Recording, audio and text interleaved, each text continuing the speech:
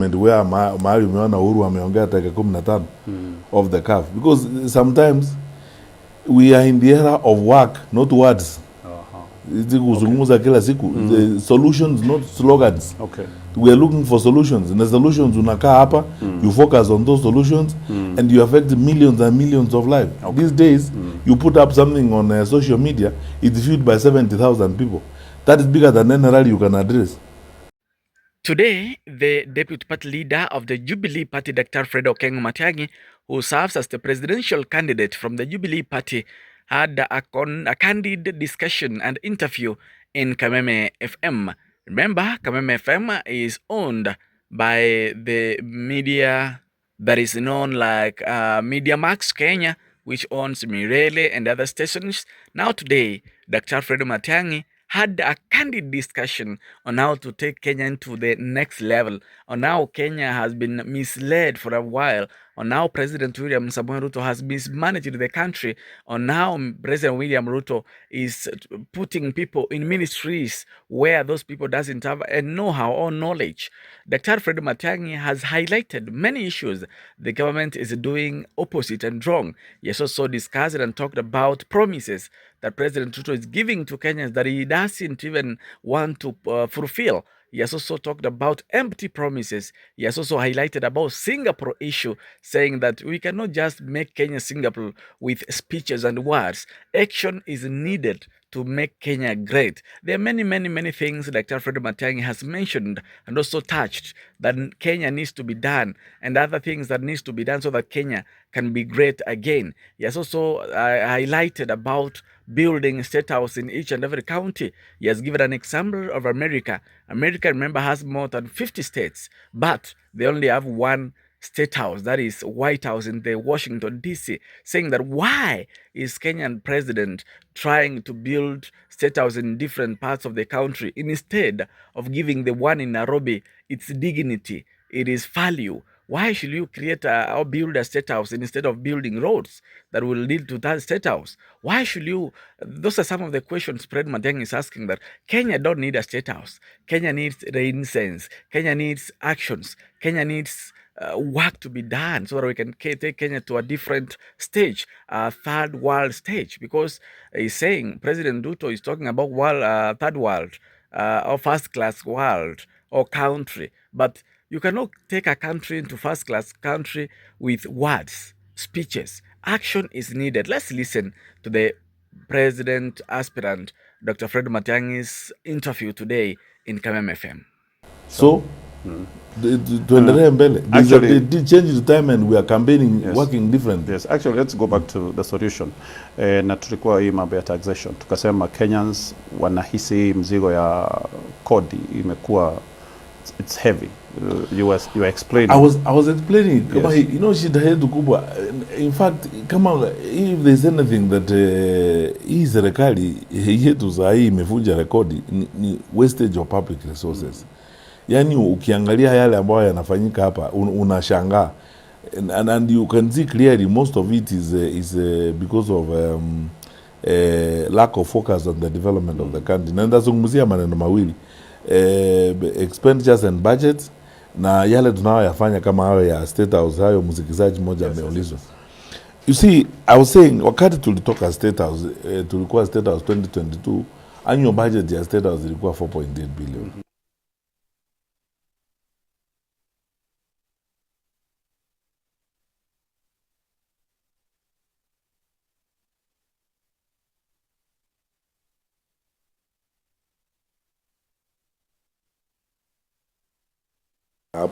But you see, wouldn't you do better if you moved that money to capitation in schools, if you moved that money to the health sector, in which case then you'll have enough to spend there and you'll not need to increase taxes so that, you know, you can get money for the social sectors that you need. So that is where the taxation becomes a problem. It's because of our appetite and our wastage of public resources. Hiyo maneno kama hiyo one listener ameuliza kuhusu renovations ya status and so on. Mimi nimesema kila wakati, majaliwa ya Mwenyezi Mungu, kama mimi ningepata nafasi ya kuwa rais wa nchi, mimi nitafunga about half of the state house and state lodges we have. Because you see, the idea of having a state lodge or a state house in a particular place, wakati mzee Jomo Kenyatta alianza kazi na tuseme kwa kiasi mzee Moi, the following was happening. One, walikuwa wazee, mzee Jomo alikuwa mzee. Two, the predominant means of transport ilikuwa gari. Sure. Sasa kuimagine president aendesha gari kutoka hapa mpaka Nakuru na tena aendesha gari kurudi, and he was not a young man. It takes time, so it becomes necessary uwe na state lodge pale and so on.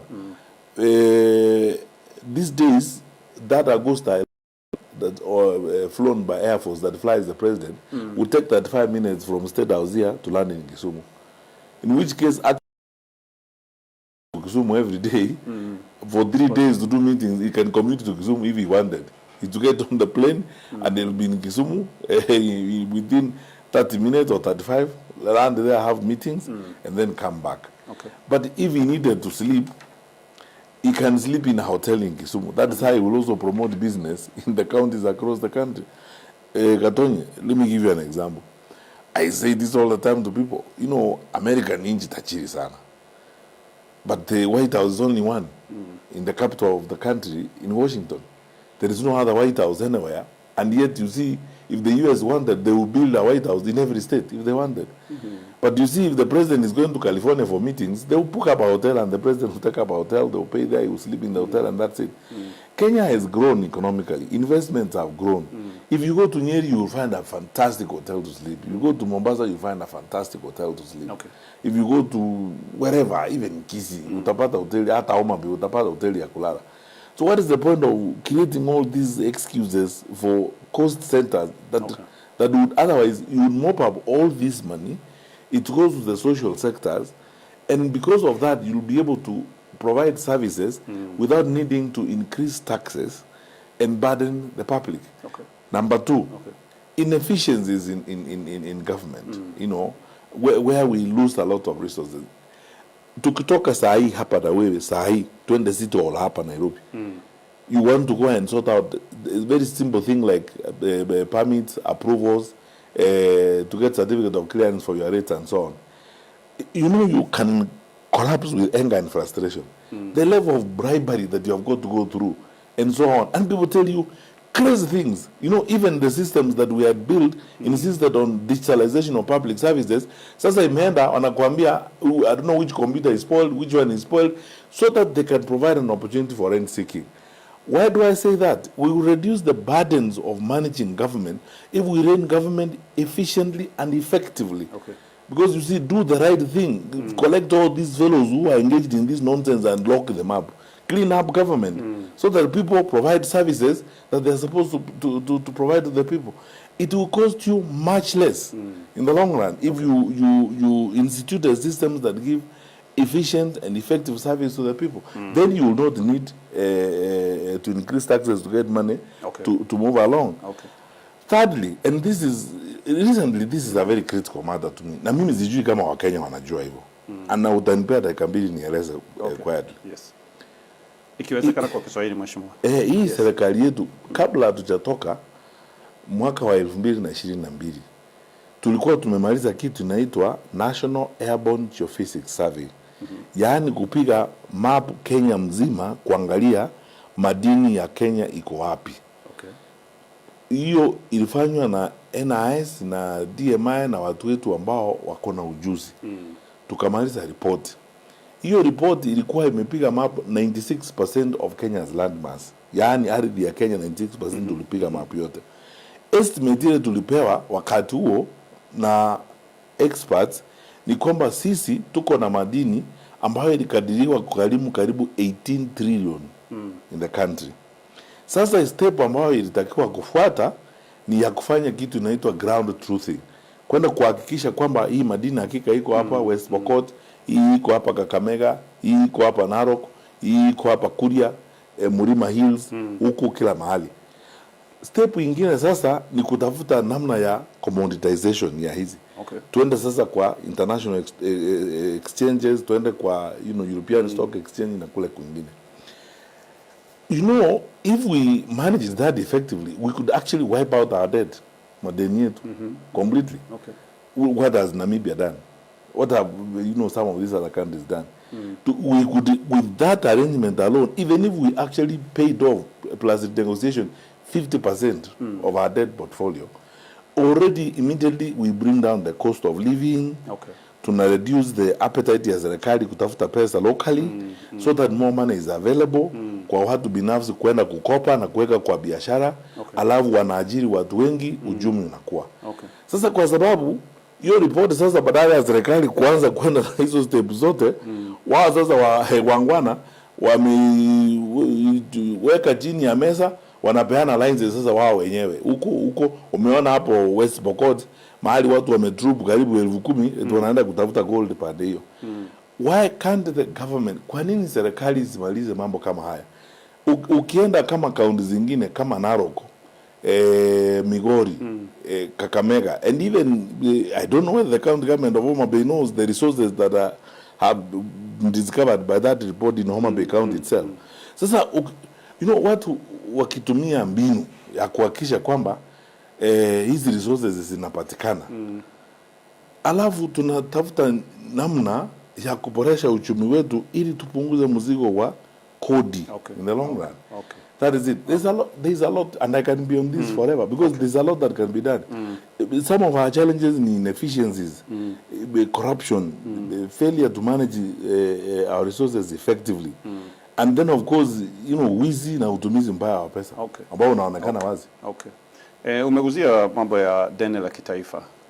Kwa sasa nasikia tunakopa karibu bilioni 5 kwa siku.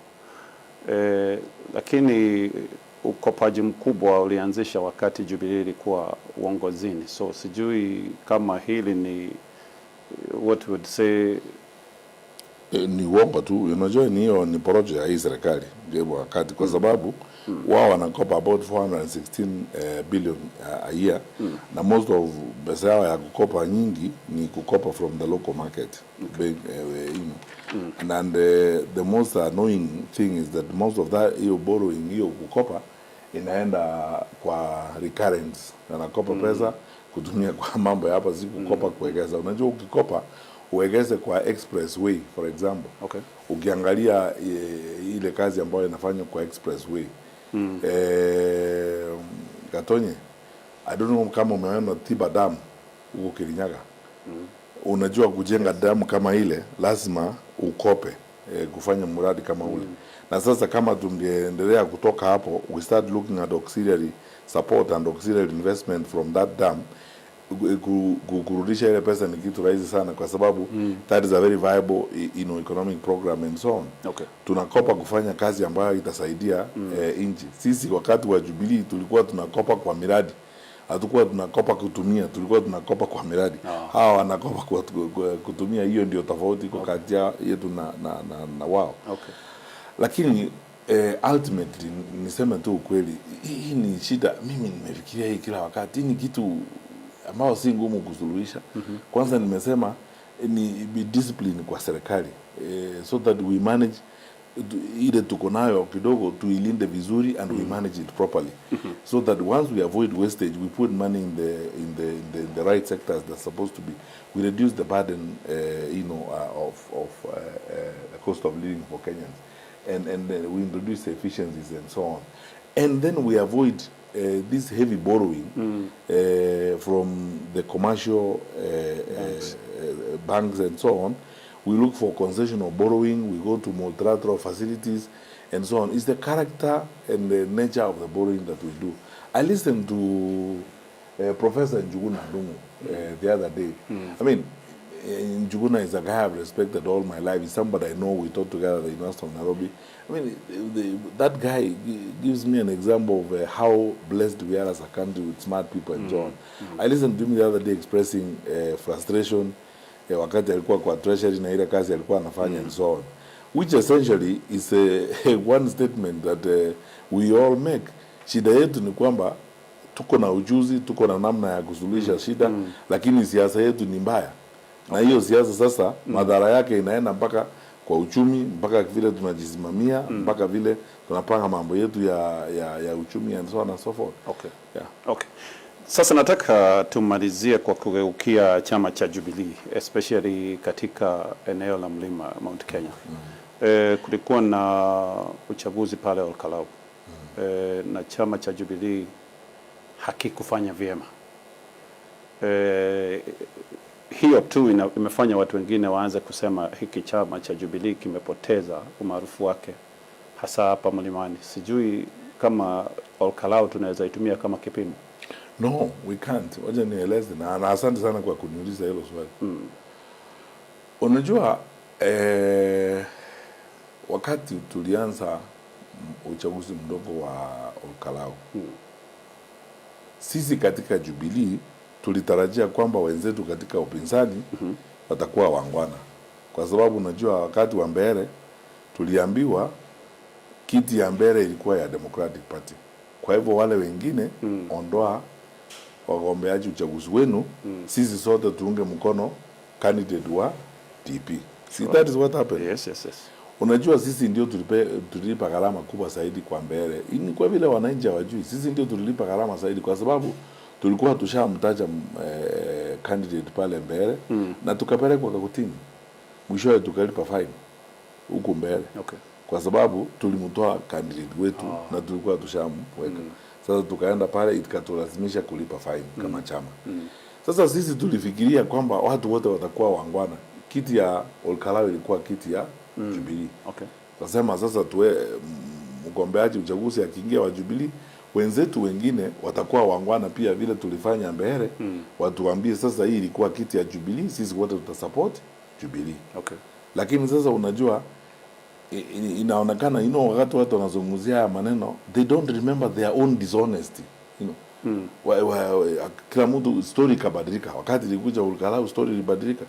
Yale tulikuwa tumeambiwa kule mbele sasa ikawa ni mengine huko Olkalau sasa tukaambiwa hapana, chama ambacho kiko na umaarufu ni chama cha DCP and so on. Wakati huo tumeweka mgombeaji uchaguzi wa chama cha Jubilee. Mimi ndio na nataka niseme hapa hadharani, because this one I'm not ashamed to say. Okay. The first opinion poll ya Olkalau mimi ndio nilimpea Mheshimiwa Gachagua. Sababu sisi ndio tulifanya opinion poll ambayo ilionyesha kwamba yule candidate wa DCP ako mbele. Okay. Na nikamwambia mimi kwa sababu nilikuwa nimeagizwa na Mheshimiwa Uhuru Kenyatta, kiongozi wa chama cha Jubilee, kwamba ikifika hapo mwenda mzungumze. Basi kama ina maoni uzito wa maoni ni kwamba tutoe candidate wetu, tutamtoa. Okay. Lakini mkubaliane, kwa sababu mbele nyinyi ndio mlikuja mkaniambia tutoe candidate wetu kwa sababu ilikuwa kiti ya DP. Okay. Mwishowe tukalipa fine huku mbele. Sasa nikaacha hapa nikazungumza na wenzangu, hakuna mtu alikuwa anataka kusikia hiyo maneno. Akasema mtu wa DCP yako mbele and so on and so forth. Tukasema sawa, tukakubaliana tunataka kumtoa candidate wetu kwa Olkalau. Okay. Lakini wanachama wa Jubilee wenyewe na viongozi wa Jubilee, hata tulikuwa kwa mkutano wa NEC, niseme tu ukweli, hata wakati wa mkutano wa NEC wa Jubilee, wanachama wa Jubilee wakasema hapana. Because you see, tukitoa huyu mgombeaji uchaguzi ni kama tunakubalia zoning kwa Mlima Kenya ama kwa kwingine. Eti lazima huyu awe hapo na wanachama wakatusukuma. Mimi nimeenda mikutano miwili ya chama cha NEC nikimwakilisha Mheshimiwa Uhuru Kenyatta.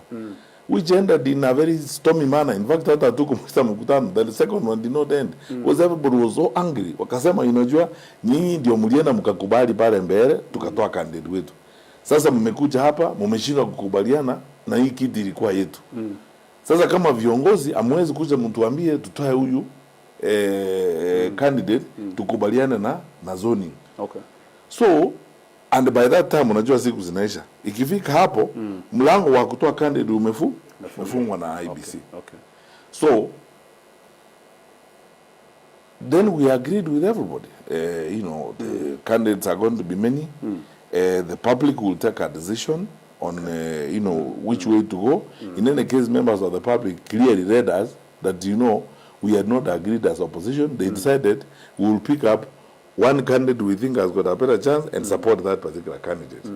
And it was essentially a referendum between the UDA government and the people of Olkalau. And the candidate who was at that time ahead was the DCP candidate, so they voted the candidate. Okay, okay. And that is it. So ni mambo na candidate mwenyewe, sio mambo na umaarufu wa chama? No, ni mambo na wale ambao waligombea uchaguzi, and then again the circumstances and the context that was happening there was totally different as it is. Niseme tu kweli, we lost a lot of time when we would have negotiated easily and finished. Okay. Because you see, nimesema hii, and I will repeat it again, the level of dishonesty with which we were treated was, totally different. Like in many of the leaders of Jubilee, even from Mount Kenya region, many of them who used to come, they said, no, you people agreed and withdrew a candidate from Mbere. We were finally sued. You want again a second time, even when the seat was Jubilee seat. So these are the things which Gatonye make me feel. Kwa hii upinzani, if we are not going to be honest,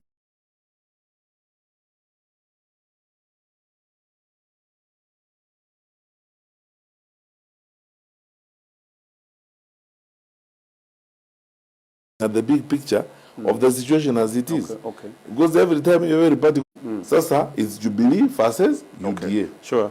Lakini pia mheshimiwa, tulitarajia kukuona ukiongoza kampeni ya Jubilee Olkalau, hatukuona. One of the reasons why I did that, by the way, in hiyo ndio nasema wengine wetu tuko na heshima na uhusiano katika upinzani. It is very painful when you hear some of the things that are said by some of these leaders.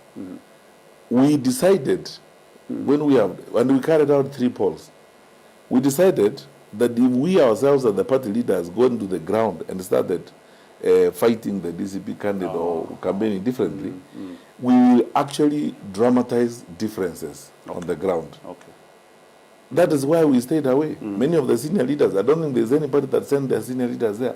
This is something that is known even by my colleagues in the opposition. I had a long chat with Martha Karua on this, a long chat with a number of people on this. Okay. And then I took counsel, I can tell you this boldly, I took counsel from a number of senior leaders in the opposition who told me, no, don't go.